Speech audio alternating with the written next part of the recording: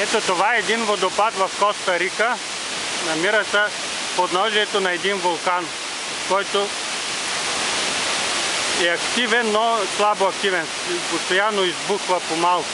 Сега в момента пак пусти, но няма големи изригвания и е безопасно.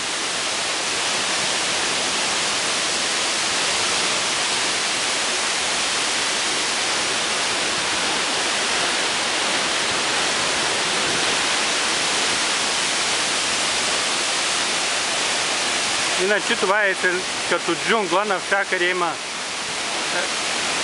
лияни, кръсталаци, много трудно се преминава. Ето тук може да се види.